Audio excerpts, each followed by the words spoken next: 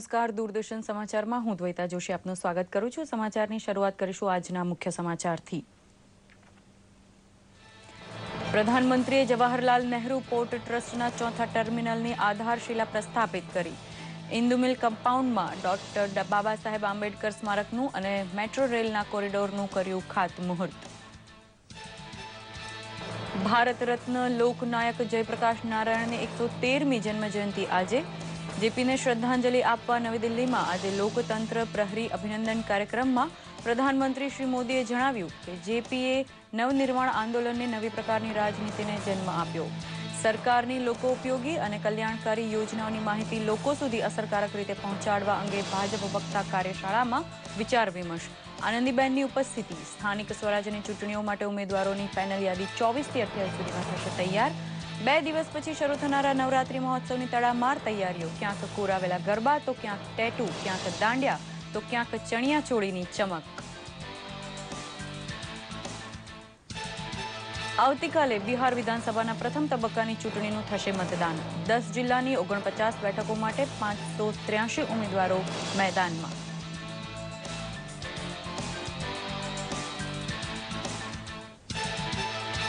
અને કાનપુર વનડે રોમાંચક મેચમાં ભારતની કરુણ હાર। રોહિત શર્માના 150 રનનો સ્કોર બેકાર। દક્ષિણ આફ્રિકાના 304 રનના લક્ષ્યાંકનો પીછો કરી રહી હતી ધોનીની ટીમ।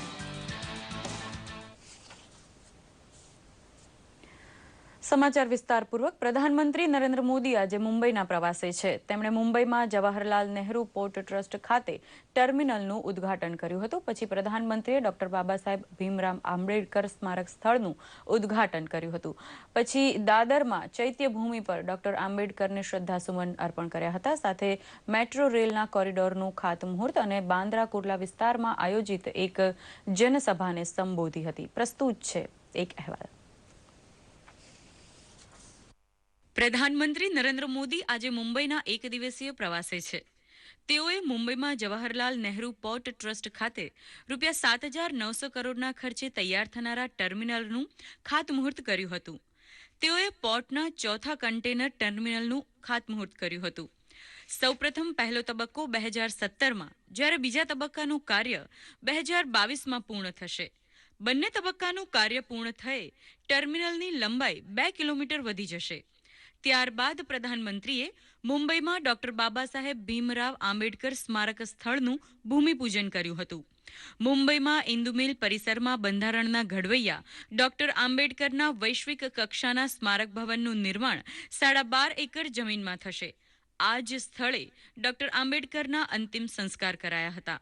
આ જગ્યા ચૈત્યભૂમિ તરીકે ઓળખાય છે, જ્યાં બંધારણના ઘડવૈયા ડોક્ટર બાબા સાહેબ આંબેડકરના વિશ્વ કક્ષાના સ્મારકનું ખાતમુહૂર્ત કર્યું હતું। આ સ્મારકનું કામ આગામી 3 વર્ષમાં પૂર્ણ થવાની આશા છે। ડોક્ટર બાબા સાહેબ આંબેડકરનું આ સ્મારક ભવન ન માત્ર મુંબઈ કે ભારત, પરંતુ વિશ્વના પ્રવાસીઓ માટે આકર્ષણનું કેન્દ્ર બની રહેશે। આ પ્રસંગે કેન્દ્રીય માર્ગ વાહન વ્યવહાર મંત્રી નીતિન ગડકરી અને મહારાષ્ટ્રના મુખ્યપ્રધાન દેવેન્દ્ર ફડણવીસ પણ ઉપસ્થિત રહ્યા હતા।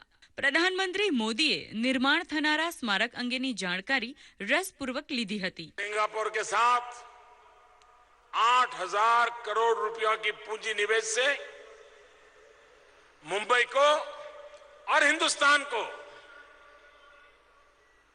पोर्ट सेक्टर का ऐसा एक नजराना मिल रहा है जो सिर्फ यहां के लोगों को रोजगार ही देगा ऐसा नहीं, विश्व व्यापार में हमारी साख बढ़ेगी। मेक इन इंडिया की जब मैं बात करता हूं तो जो लोग इस देश में मैन्युफैक्चरिंग के लिए आएंगे उनको विश्व भर में अपना माल बेचने के लिए अच्छे पोर्ट सेक्टर की आवश्यकता होती है। प्रधानमंत्री श्री नरेंद्र मोदी ત્યારબાદ દાદરના શિવાજી પાર્કમાં ચૈત્યભૂમિ પર ગયા હતા અને ડોક્ટર આંબેડકરને શ્રદ્ધાંજલિ અર્પણ કરી હતી। વળી મેટ્રો રેલના કોરિડોરનું ખાતમુહૂર્ત પણ કર્યું હતું અને બાંદ્રા કુર્લા વિસ્તારમાં આયોજિત એક જનસભાને સંબોધી હતી।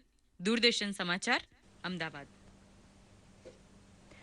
ઓગસ્ટ ક્રાંતિના નાયક અને બીજા સ્વરાજના લોકનાયક જયપ્રકાશ નારાયણની 113મી જન્મજયંતિ નિમિત્તે દેશ તેમને યાદ કરી રહ્યો છે. દેશની સાથે સાથે નવી દિલ્હીમાં પ્રધાનમંત્રી મોદીની ઉપસ્થિતિમાં લોકતંત્ર પ્રહરી અભિનંદન પ્રદર્શન પણ યોજાયું હતું. પ્રસ્તુત છે એક અહેવાલ. જયપ્રકાશ નારાયણનું નામ લેતા જ લોકનાયકની છબી માનસ પટલ ઉપર ઉપસી આવે છે. એટલા માટે કે જેપી બીજી સ્વાધીનતા સંગ્રામના મહાનાયક હતા. કટોકટી સામે બાયો ચઢાવનાર અને લોકોનો અવાજ બુલંદ કરનારા જયપ્રકાશ નારાયણને યાદ કરતા પ્રધાનમંત્રી નરેન્દ્ર મોદીએ કહ્યું હતું કે કટોકટી એ લોકશાહીની પરંપરા માટે ઝટકા સમાન હતી અને માધ્યમોની સ્વતંત્રતા ઉપર કુઠરાઘાત હતો. सबसे अच्छी बात ये थी कि वो राजनीतिक जनरेशन लोकतांत्रिक मूल्यों के रखवाले के रूप में पैदा हुई. मैं समझता हूं ये देश के लिए उस हद में कुछ सकारात्मक परिणाम निकालने का ताकत जयप्रकाश नारायण जी में थी. वो प्रेरणा थी जो लोगों को इस प्रकार से तैयार करते थे. નવી દિલ્હી ખાતે વિજ્ઞાન ભવનમાં આયોજિત લોકતંત્ર પ્રહરી અભિનંદન પ્રદર્શનમાં ઉપસ્થિત કેન્દ્રીય મંત્રી વેંકૈયા નાયડુએ પણ જેપીની લોકમાનસ ઉપર ઊભી થયેલી છાપને યાદ કરી હતી. જ્યારે ભાજપાના વરિષ્ઠ નેતા લાલકૃષ્ણ અડવાણીએ પણ કટોકટીના સમયને દેશ માટે કપરો સમય ગણાવ્યો હતો. और कुछ नहीं तो बहुत अच्छी कल्पना है कि लोकतंत्र प्रहरियों का अभिनंदन करना. જયપ્રકાશ નારાયણને યાદ કરીને તેમના પ્રત્યેની કૃતજ્ઞતા વ્યક્ત કરવા અમદાવાદ ખાતે સભા યોજાઈ હતી.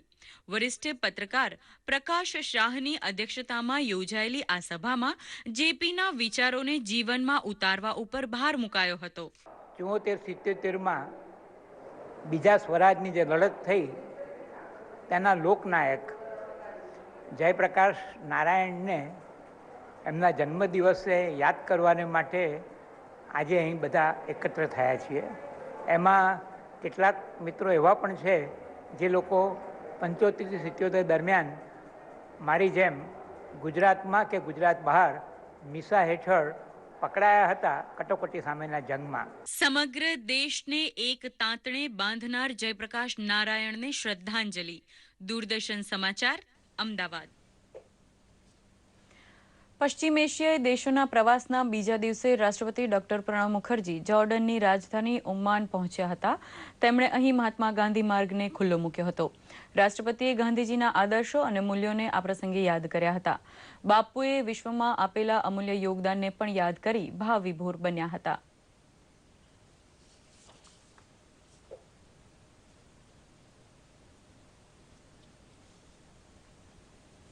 The street which is named after Mahatma Gandhi, the person on whom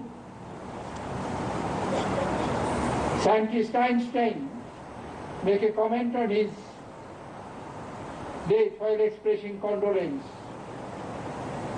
That centuries after, it will appear to be incredible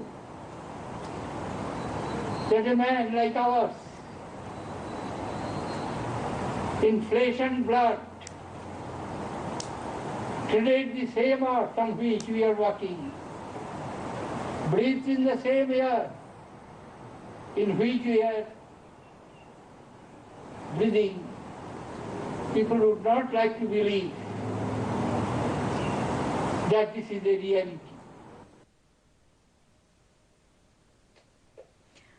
બિહારમાં આવતીકાલે પહેલા તબક્કાનું મતદાન થશે. 10 જિલ્લાની 49 બેઠકો માટે થનારા મતદાન પૂર્વે શનિવારે સાંજે 5 વાગ્યાથી પ્રચાર પ્રસારના પડઘમ શાંત થઈ ગયા હતા. બિહારમાં સમસ્તીપુર, બેગુસરાય, ખગડિયા, ભાગલપુર, વાંકા, મુંગેર, લખીસરાય, નવાદા અને શેખપુરના જિલ્લાઓમાં મતદાન થશે. પહેલા તબક્કાના મતદાન માટે 54 મહિલાઓ સહિત 583 જેટલા ઉમેદવારો મેદાનમાં છે. તમામ પક્ષોના ઉમેદવારોની નજર મતદારોના નિર્ણય પર ટકી છે.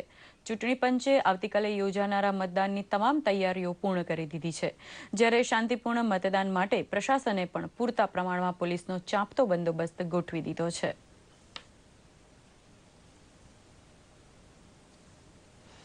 સમાચારમાં આગળ વધીએ તે પહેલા લઈએ એક નાનકડો વિરામ. હું હું જાણું છું. હું પણ જાણું છું. આઈ નો ધેટ. હા હા હું જાણું છું. પણ શું તમે પણ જાણો છો કે HIV કેવી રીતે ફેલાય છે? નિરોધનો ઉપયોગ કર્યા વગર અસુરક્ષિત યૌન સંબંધ કરવાથી, ચેપગ્રસ્ત લોહી ચડાવવાથી, ચેપગ્રસ્ત સોય અને સિરિંજ વાપરવાથી HIV નો ચેપ ધરાવતી સગર્ભ માતા દ્વારા જન્મ લેનાર બાળકને તો હવે તમે પણ HIV થી પોતાની જાતને, પરિવારને તથા સમાજને બચાવો. HIV ની મફત સલાહ અને તપાસ માટે નજીકની સરકારી હોસ્પિટલના વાત્સલ્ય કેન્દ્રનો સંપર્ક કરો. વિરામ બાદ સમાચારમાં આગળ વધીશું. ગાંધીનગરમાં ભાજપ મુખ્યાલય કમલમ ખાતે ભાજપા દ્વારા 2 દિવસીય વક્તા કાર્યશાળાનું આયોજન કરવામાં આવ્યું છે. ગઈકાલે શરૂ થયેલી આ કાર્યશાળામાં રાજ્યભરમાંથી 400 જેટલા કાર્યકરોએ ભાગ લીધો હતો. હોદ્દેદારો, સાંસદો, MLA અને ભાજપના વરિષ્ઠ નેતાઓને આ કાર્યશાળામાં તાલીમ આપવામાં આવી હતી. રાજ્ય સરકારની લોકોપયોગી યોજનાઓ અને કલ્યાણકારી યોજનાઓની માહિતી લોકો સુધી અસરકારક રીતે પહોંચાડવા અંગે વધુ વિચાર વિમર્શ થયો હતો. આ અંગે માહિતી આપતા શિક્ષણ મંત્રી ભૂપેન્દ્રસિંહ ચુડાસમા તથા ભાજપ નેતા IK જાડેજાએ વધુ માહિતી આપી હતી.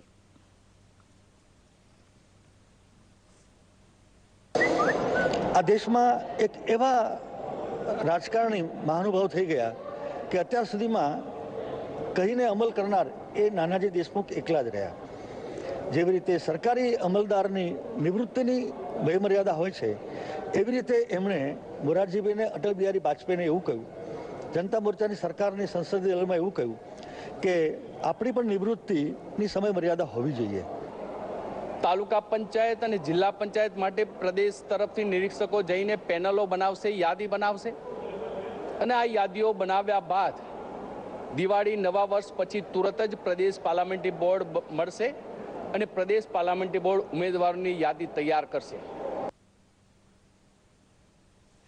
વિદેશ મંત્રી સુષ્મા સ્વરાજે આજે ભારત માલદીવ સંયુક્ત પંચની બેઠકમાં ભાગ લીધો હતો. સુષ્મા સ્વરાજ અને માલદીવના વિદેશ મંત્રીની અધ્યક્ષતામાં મળેલી આ બેઠકમાં બંને દેશો વચ્ચે દ્વિપક્ષી કરારો પર હસ્તાક્ષર કરાયા હતા, જેમાં વિદેશ સેવા સંસ્થાન, રમતગમત અને યુવા પ્રવૃત્તિઓ જેવી બાબતો સંદર્ભે હસ્તાક્ષર થયા હતા. સાથોસાથ સંરક્ષણ, વ્યાપાર અને વિકાસ સહિતના કેટલાક મુદ્દાઓ પર ઊંડી ચર્ચા પણ થઈ હતી. માલદીવની સરકારે UNSCમાં કાયમી સભ્યપદ માટે ભારતને સમર્થન આપ્યું હતું. નવલા નવરાત્રીના ઉત્સવમાં કોરાવેલા ગરબાના સ્થાપનનું મહત્વ હોય છે. માટીમાંથી બનાવેલ આ સુશોભિત ગરબા ભવ્ય અને સર્જનના પ્રગતિ સમ હોય છે. પોરબંદરના શ્રી કલ્પનાબેન મદાણી દર વર્ષની જેમ આ વર્ષે પણ સુંદર અને કલાત્મક ગરબાની વિવિધતા લઈ આવ્યા છે. આ ગરબા વિદેશમાં પણ મોકલવામાં આવે છે, તેમ કલ્પનાબેને જણાવ્યું હતું.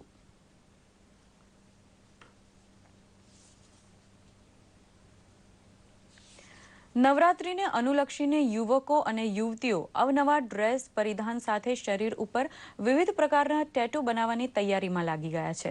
આ વર્ષે ટેટુ બનાવનારાઓએ વિવિધ થીમ પર આધારિત ટેટુ પાડવાના વિકલ્પો ખેલૈયાને આપ્યા છે. આ વર્ષે છોકરીઓએ ઘરેણાં પહેરવાની જગ્યાએ ઘરેણાંની ડિઝાઇનના ટેટુ પડાવવામાં રસ દાખવ્યો છે. ફેબ્રિક કલર દ્વારા બનાવવામાં આવતા ટેટુથી ચામડીને કોઈ આડઅસર થતી નથી અને તે 100 થી 300 રૂપિયામાં તૈયાર થઈ જાય છે.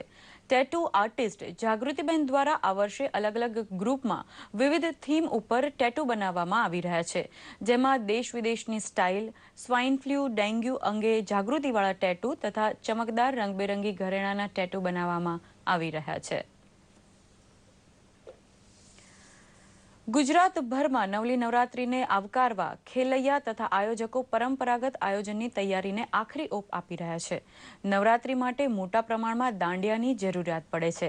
ગુજરાતભરમાં પૂરા પડાતા દાંડિયા પૈકી 80% દાંડિયા પંચમહાલ જિલ્લાના ગોધરાના મુસ્લિમ ભાઈઓ દ્વારા તૈયાર થાય છે. આમ ગોધરા દાંડિયા બનાવવાનું હબ બની ગયું છે.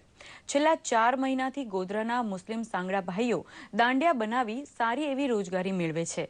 આ કારીગરો અન્ય સિઝનમાં ચકલી કે વેલણ બનાવતા હોય છે. દાંડિયા સારી ગુણવત્તાના લાકડામાંથી બનાવેલા હોવાથી તેમજ સુંદર અને આકર્ષક હોવાથી ખેલૈયાઓમાં તેની માંગ જોવા મળે છે. ધાંગધ્રા બ્રહ્મ સમાજ દ્વારા વન્ય સપ્તાહ અંતર્ગત પ્રાણી બચાવો પક્ષી બચાવો અભિયાનને પ્રોત્સાહિત કરતું ફોટો પ્રદર્શન આયોજિત કરવામાં આવ્યું હતું. સાથોસાથ બાળકોમાં વન્ય પ્રાણી પ્રત્યે જાગૃતિ લાવવા જનરલ નોલેજ અને ચિત્ર સ્પર્ધા પણ યોજાઈ હતી. આ કાર્યક્રમમાં લગભગ 150થી વધુ બાળકોએ ભાગ લઈ આયોજનને સફળતા આપવા સાથે પ્રાણી પક્ષીઓની માવજત અંગે પણ માહિતી મેળવી હતી. વન્ય સપ્તાહની ઉજવણી તારીખ 2 ઓક્ટોબરથી 10 ઓક્ટોબર સુધી થાય છે. પ્રધાનમંત્રી નરેન્દ્ર મોદીના પ્રયાસોથી આંતરરાષ્ટ્રીય યોગ દિવસની ઉજવણી શરૂ થઈ છે ત્યારે અમદાવાદમાં એએમએ ખાતે 23મું પ્રેક્ટિસિંગ યોગા સપ્તાહ યોજાયું હતું. યોગ ઉપર 7 દિવસ સુધી જુદા જુદા આધ્યાત્મિક ક્ષેત્રના મહાનુભાવો દ્વારા વક્તવ્ય અપાયા હતા. Empowering the mind body and spirit ઉપર યોજાયેલા વક્તવ્યમાં ગઈકાલે છેલ્લા દિવસે બ્રહ્માકુમારી શિવાની દીદીએ યોગ ઉપર તેમના વિચારો વ્યક્ત કર્યા હતા. તેમણે જણાવ્યું હતું કે આજના તણાવપૂર્ણ જીવનમાં યોગથી રાહત મેળવી શકાય છે. એએમએના પૂર્વ પ્રમુખ મુકેશ પટેલે જણાવ્યું હતું કે સંસ્થા દ્વારા છેલ્લા 2 દશકાથી યોગ ઉપર દર વર્ષે એએમએ વીકનું આયોજન કરવામાં આવે છે. ક્રિકેટ ભારત અને પ્રવાસી દક્ષિણ આફ્રિકા વચ્ચે કાનપુરમાં રમાઈ રહેલી પહેલી એક દિવસીય મેચમાં ભારતીય ટીમનું વહાણ કાંઠે આવીને ડૂબી ગયું. અત્યંત રોમાંચક તબક્કામાં ભારતે છેલ્લી ઓવરમાં 2 વિકેટ ગુમાવતા 5 રને કારમો પરાજય થયો હતો. દક્ષિણ આફ્રિકાએ 50 ઓવરમાં 304 રનનો લક્ષ્યાંકનો પીછો કરતા ભારત 298 રન જ નોંધાવી શક્યું હતું. ભારત તરફથી રોહિત શર્માએ શાનદાર સદી ફટકારી હતી જ્યારે દક્ષિણ આફ્રિકા તરફથી ડી વિલિયર્સે પણ સદી ફટકારી હતી. 5 એક દિવસીય મેચની સિરીઝમાં અત્યારે દક્ષિણ આફ્રિકા 1-0થી આગળ થઈ ગયું છે.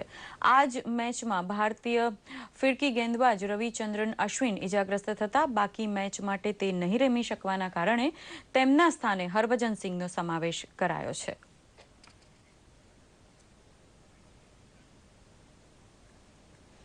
આ સાથે જ આ સમાચાર બુલેટિન અહીં સંપન્ન કરી રહ્યા છીએ. નમસ્કાર.